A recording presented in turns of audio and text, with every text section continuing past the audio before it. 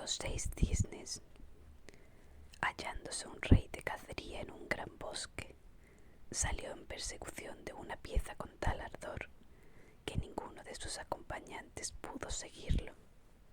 Al anochecer, detuvo su caballo y, dirigiendo una mirada a su alrededor, diose cuenta de que se había extraviado y, aunque trató de buscar la salida, no logró encontrar ninguna. Vio entonces a una vieja que se le acercaba cabeceando. Era una bruja. «Buena mujer», le dijo el rey, «¿no podrías indicarme un camino para salir del bosque?» «Oh sí, señor rey», respondió la vieja, «sí puedo, pero con una condición. Si no la aceptáis, jamás saldréis de esta selva y moriréis de hambre». «¿Y qué condición es esa?», preguntó el rey. «Tengo una hija», declaró la vieja, «hermosa como no encontraríais otra igual en el mundo entero, y muy digna de ser vuestra esposa. Si os comprometéis a hacerla reina, os mostraré el camino para salir del bosque». El rey, aunque angustiado, en su corazón aceptó el trato, y la vieja lo condujo a su casita, donde su hija estaba sentada junto al fuego. Recibió al rey como si lo hubiese estado esperando, y aunque al soberano pudo comprobar que era realmente muy hermosa, no le gustó y no podía mirarla sin un secreto terror. Cuando la doncella hubo montado en la grupa del caballo, la vieja indicó el camino al rey, y la pareja llegó sin contratiempo al palacio, donde poco después se celebró la boda. El rey estuvo ya casado una vez, y de su primera esposa le habían quedado 7 hijos, 6 varones y una niña, a los que amaba más que a todo el mundo. Temiendo que la madrastra los tratara mal o llegar tal vez a causarles algún daño, llevólos a un castillo solitario que se alzaba en medio del bosque. Tan oculto estaba y tan difícil era el camino que conducía allá, que ni él mismo habría sido capaz de seguirlo, a no ser por un ovillo maravilloso que un hada le había regalado. Cuando lo arrojaba delante de sí, se desenrollaba él solo y le mostraba el camino. Pero el rey salía con tanta frecuencia a visitar a sus hijos que, al cabo, aquellas ausencias chocaron a la reina, la cual sintió curiosidad por saber qué iba a hacer solo al bosque. Sobornó a sus criados, y estos le revelaron el secreto, descubriéndole también lo referente al ovillo, único capaz de indicar el camino. Desde entonces, la mujer no tuvo un momento de reposo hasta que hubo averiguado el lugar donde su marido guardaba la milagrosa madeja. Luego confeccionó unas camisetas de seda blanca y, poniendo en práctica las artes de brujería aprendidas de su madre, hechizó las ropas. Un día en que el rey salió de caza, cogió ella las camisetas y se dirigió al bosque. El ovillo le señaló el camino. Los niños, al ver desde lejos que alguien se acercaba pensando que sería su padre, corrieron a recibirlo llenos de gozo. Entonces ella les echó a cada uno una de las camisetas y, al tocar sus cuerpos, los transformó en cisnes, que huyeron volando por encima del bosque. Ya satisfecha, regresó a casa creyéndose libre de sus hijastros, pero resultó que la niña no había salido con sus hermanos y la reina ignoraba su existencia. Al día siguiente, el rey fue a visitar a sus hijos y solo encontró a la niña. «¿Dónde están tus hermanos?», preguntóle el rey. «Ay, padre mío», respondió la pequeña, «se marcharon y me dejaron sola».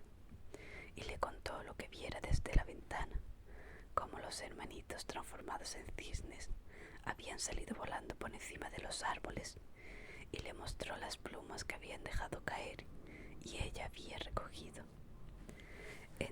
Entristeció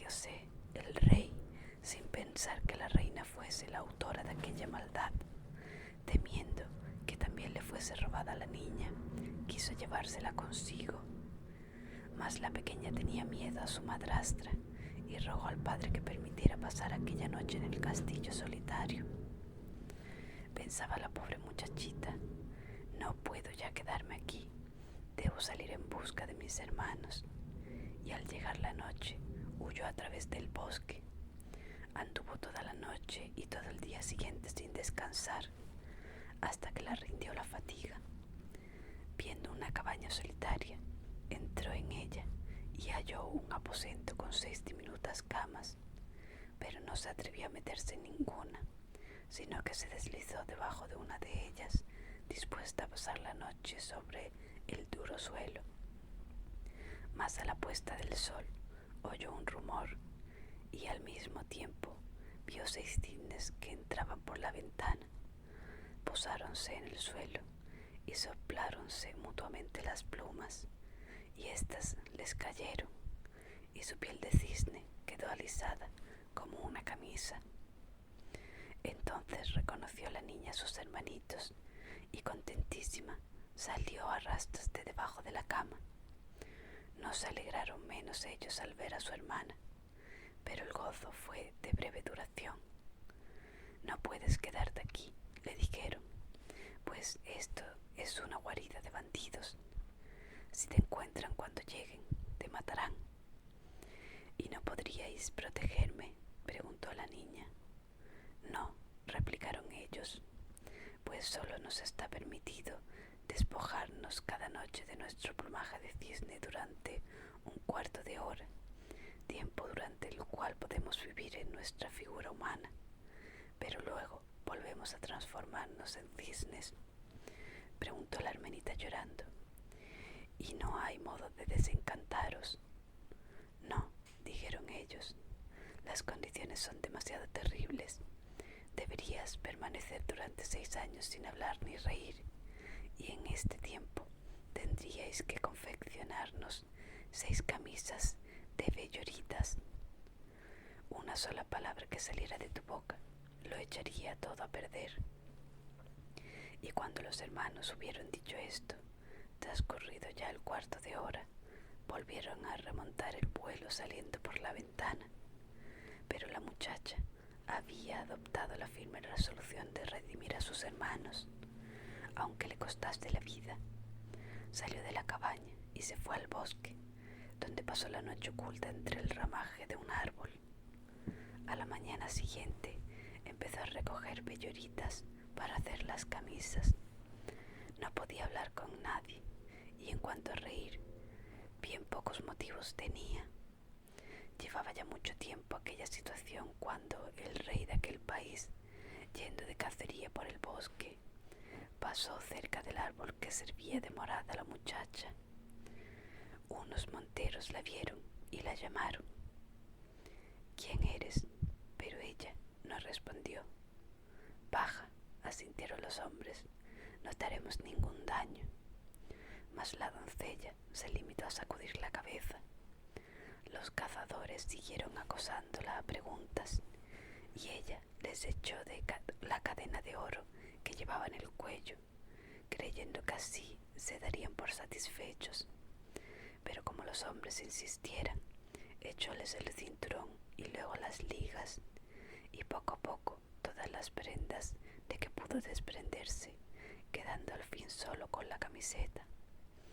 Mas los tercos cazadores treparon a la copa del árbol y, bajando a la muchacha, la condujeron ante el rey, el cual le preguntó: ¿quién eres? ¿Qué haces en el árbol? Pero ella no respondió. El rey insistió, formulando de nuevo las mismas preguntas de todas las lenguas que conocía, pero en vano. Ella permaneció siempre muda. No obstante, viéndola tan hermosa, el rey se sintió enternecido y en su alma nació un gran amor por la muchacha. Envolvióla en su manto y, subiéndola a su caballo, llevósela a palacio. Una vez allí, mandó vestirlas con ricas prendas, viéndose entonces la doncella más hermosa que la luz del día. Mas no hubo modo de arrancarle una sola palabra. Sentóla a su lado de la mesa y su modestia y recato le gustaron tanto que dijo: la quiero por esposa y no querré a ninguna otra en el mundo. Y al cabo de algunos días se celebró la boda, pero la madre del rey era una mujer malvada, a quien disgustó aquel casamiento, y no cesaba de decir mal de su nuera. ¿Quién sabe de dónde ha salido esta chica que no habla?, murmuraba. Es indigna de un rey. Transcurrido algo más de un año, cuando la reina tuvo su primer hijo, la vieja se lo quitó mientras dormía y manchó de sangre la boca de la madre. Luego se dirigió al rey y le acusó de haber devorado al niño. El rey se negó a darle crédito y mandó que nadie molestara a su esposa. Ella, empero, seguía ocupada constantemente en la confección de las camisas, sin atender a otra cosa. Y con el próximo hijo que tuvo, la suegra repitió la maldad, sin que tampoco el rey prestara oídos a sus palabras. Dijo: es demasiado piadosa y buena para ser capaz de actos semejantes. Si no fuese muda y pudiese defenderse, su inocencia quedaría bien patente. Pero cuando por tercera vez la vieja robó el niño recién nacido y volvió a acusar a la madre sin que éste pronunciase una palabra en su defensa, el rey no tuvo más remedio que entregarla a un tribunal, y la infeliz reina fue condenada a morir en la hoguera. El día señalado para la ejecución de la sentencia resultó ser el que marcaba el término de sus 6 años, durante los cuales le había estado prohibido hablar y reír. Así había librado a sus queridos hermanos del hechizo que pesaba sobre ellos. Además, había terminado las 6 camisas y solo a la última le faltaba la manga izquierda. Cuando fue conducida a la hoguera, púsose las camisas sobre el brazo y cuando, ya atada al poste del tormento, dirigió una mirada a su alrededor, vio 6 cisnes que se acercaban en raudo vuelo. Comprendiendo que se aproximaban al momento de su liberación, sintió una gran alegría. Los cisnes llegaron a la pira y se posaron en ella, a fin de que su hermana les echara las camisas, y no bien éstas hubieron tocado sus cuerpos, cayóles el plumaje de ave y surgieron los 6 hermanos en su figura natural, sanos y hermosos.